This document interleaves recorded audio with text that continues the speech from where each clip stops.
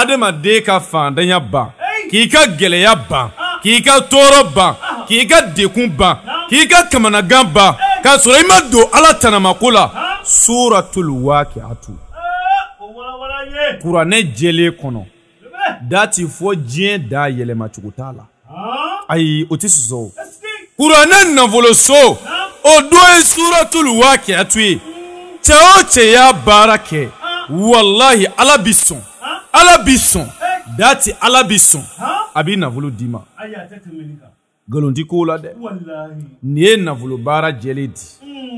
aw minnu ko nafolo baara ye nkalon ye na Konate ka nin baara in kɔrɔbɔ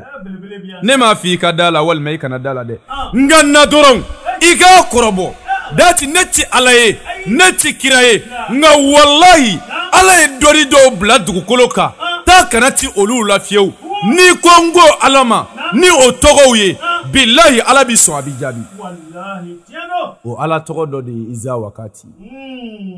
ha k'i ka gɛlɛya ban k'i ka fantanya ban Suratul Waqi'atu de b'a kɛ o la dati n ye nɔgɔya kɛ diɲɛ bɛɛ ye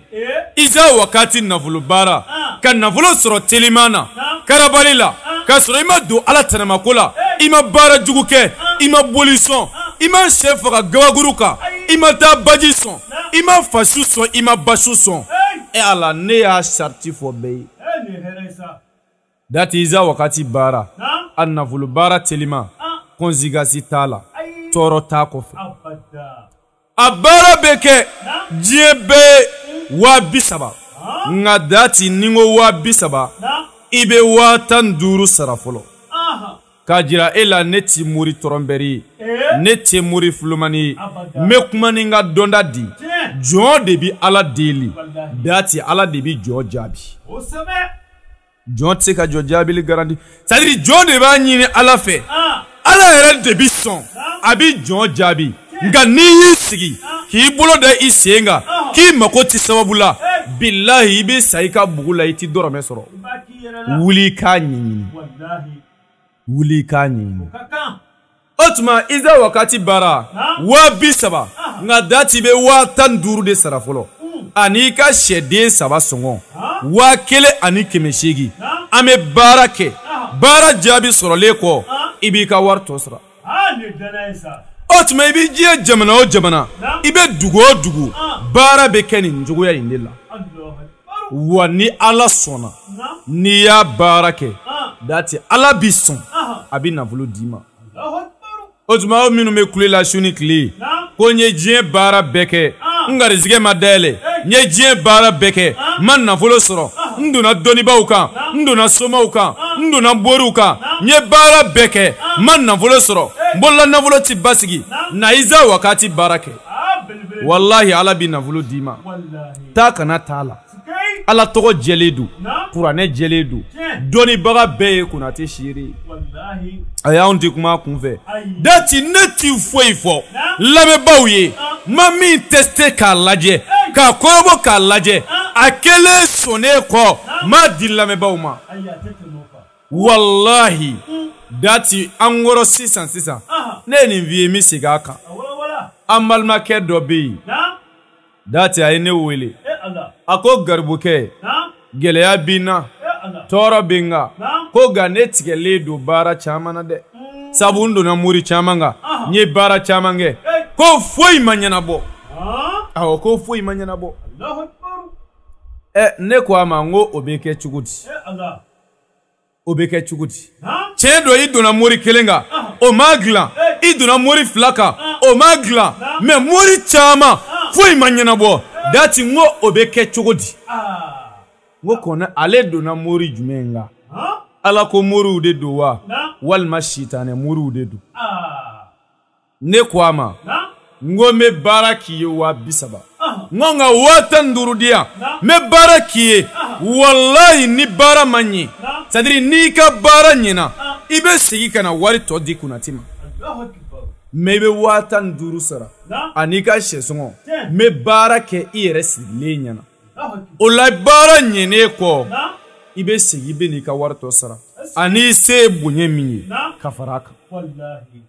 kuma in bɛ faamuya dati an bɛ mɔgɔw mako dilan tan dɛ mais kuma namaralen galontigɛ kumaw kuma mumunen k'a di mɔgɔw ma dati ne t'o fɔ maa ye n tɛ se min na n t'o f'i ye n bɛ se min na n b'o de f'i ye n'i dala la o don n'i ma da la o don bɛɛ ma da Ala la bɛɛ ma da kira la bɛɛ bɛ se ka da ne na n ko ne ye Ala ka jɔn de ye dati bɛɛ ti da ne na kuma in bɛ faamuya o tuma an bɛ Ala deli maa o maa ka sababu bɛ garibukɛ bolo yarabi Ala k'olu ɲɛsin ne ma nka maa o maa bɛ yen k'a ka sababu ti ne bolo n y'a ɲini Ala fɛ Ala ka diɲɛ ni lahara don n'o tigiw cɛ u tulo kana kumakan mɛn yɛrɛ kumatigiw bɛ ɲɛsin ne ma dati o y'a dan ye dɛ o tuma a faamu ko ɲuman Ala k'o dan bɛɛ ma n y'a f'i ye n ko maa minnu bɛ don i kan n'u bɛ na u dama kasi e la dati morikɛ kan k'a dɔn ko nin bɛɛ ye sendanw de ye nin bɛɛ ye kungotigiw de ye nin bɛɛ ye gɛlɛyabagatɔw de ye o tuma na maa nana e ma ko karisa gɛlɛya bɛ n kan tɔɔrɔ bɛ n kan n bɛ fɛ i k'an dɛmɛ e k'o ma 10,000,000 e k'o ma 5,000,000 kɔrɔ a ka sɛgɛ banni ko b'e kɔnɔ a bɛ taa juru ta banki na ka juru ta mɔgɔw bolo a bɛ tila ka curo i ma dɔ fara a ka kungo kan o la dati Konate se ye min ye nɔgɔya min ye k'a kɛ diɲɛ bɛɛ ye o ye nin de ye nka n balimakɛ wuli dɛ sabu i tulo ti don garibukɛ kumakan na ten bilahi o ti kɛ n'a y'a sɔrɔ i ka morikɛ dɔ de ye dugawu k'i ye n'a y'a sɔrɔ dɔnnibaga dɔ de ye dugawu k'i ye ko i bɛna kɛ nafolotigi ye walima k'i ni sababutigi dɔ bɛna bɛn n'i tulo donna garibukɛ kumakan na wuli joona sabu anw mɛnna ka Ala deli sa n ko maa min ka sababu b'an bolo Ala k'o ɲɛsin an ma an bɛ kuma in kuntala surunya yan